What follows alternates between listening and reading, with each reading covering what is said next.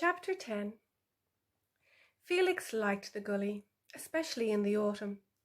It was long and winding, with deep sides that were frequently overgrown with nettles and red clover, both among his favourite foods.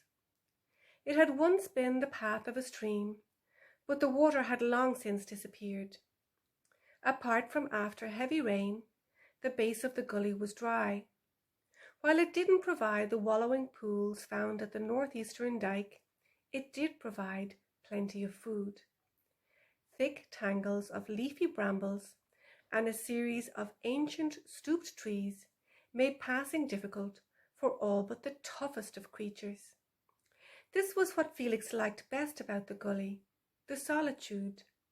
He could mosey along the gully at his leisure, pausing to eat leaves, or blackberries if they were in season, then stopping to rest under thick brush, disguised and undisturbed.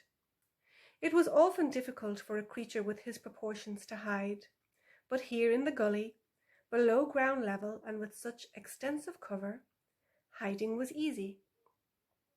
Felix had spent a happy few hours roaming the gully, eating the last of this year's blackberries. It hadn't been a great year for blackberries, but those that had grown had been lush and juicy. Now tired, he curled up under the trunk of a stout birch tree that had fallen across the ravine many years before. The trunk was coated with a layer of thick moss and partly covered by ferns, providing cover from all sides. Within minutes, he was asleep. Felix felt a sharp jab into his ribs and spun around to see what had hit him.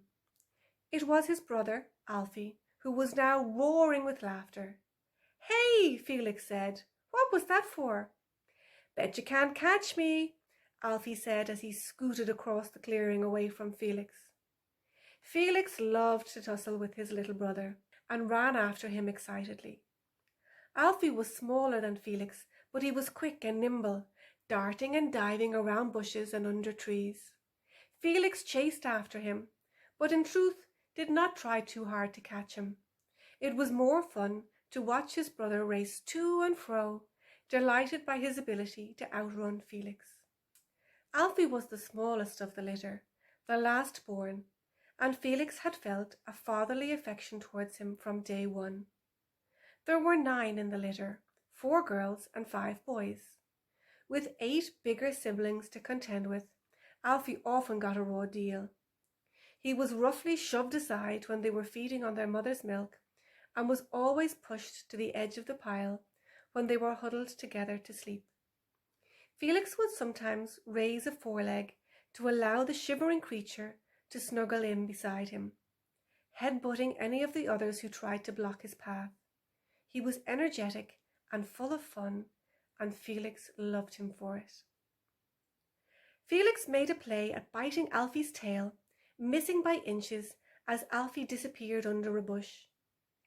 He reappeared from around the side and shot across the clearing, looking back over his shoulder to make sure Felix was still chasing him. With his eyes off where he was going, Alfie slammed into a broad tree, tumbling back onto the soft earth behind him. Now it was Felix's turn to roar with laughter as Alfie pulled himself up to his feet, dazed and confused. Just then, their mother called him. "Felix! Felix! Felix, where are you?" "What does she mean, where am I? I'm right here," Felix thought. "Felix! Felix!" the voice said again. Felix realized the voice was not part of his dream, but that someone was actually calling his name. He opened his eyes and shook his head, homing in on the sound. "Felix, are you there?" the voice said. "Damn, it's that thieving fox. What the hell does she want? Ruining my sleep, the cheek of her," Felix thought. Felix considered staying hidden under the tree trunk. While the ferns did not fully cover him, he doubted anyone would notice unless they looked directly at him. Chances were Tula would just walk past, oblivious to his hiding place. But then he changed his mind. Tula had never sought him out before, Something serious must have happened. He raised himself as quietly as he could and moved a few yards down the gully so as not to give up his hiding place. "I'm over here," he grunted. "What's with all the shouting?" Tula stopped and peered down into the gully. The weeds were long, making it hard to see, but she soon spotted him. "Afternoon, Felix," she said brightly. "How are you today?" "What do you want?" Felix said. Tula could save her pleasantries for the deer. "I was wondering if I might have a word," Tula said. She paused, seemingly waiting for confirmation from Felix, but he continued to stare at her blankly. "My daughter Lopa is missing," she continued. "We haven't seen her since early yesterday morning." A missing fox, hardly a big cause for concern, Felix thought. Felix said, feigning interest. She would pester him all afternoon if he did not listen. "Maybe the hunters took her," he said. Tula's eyes flickered, but her tone remained bright. "I don't think so," she said. "No one has seen hunters or heard gunshot since the moon hunt. We're really worried about her. She has never gone away by herself before. The boys often go hunting for a night or two on their own, but never Lopa. She's usually a real home bird." "Usually?" Felix said, sensing a slight hesitation in Tula's tone. Well, we had a bit of a row. She's been having difficulty with her hunting skills, and we all stopped giving her food in order to motivate her." "I see," Felix said, trying hard not to roll his eyes. "So she ran away from home to teach you a lesson. All sounds pretty normal," he thought. "You've tried tracking her, I assume?" Yes, of course," Tula said. "Reno and I searched all yesterday afternoon and since first light this morning. We found footprints leading away from the den and tracked her all the way up to the northern quarter.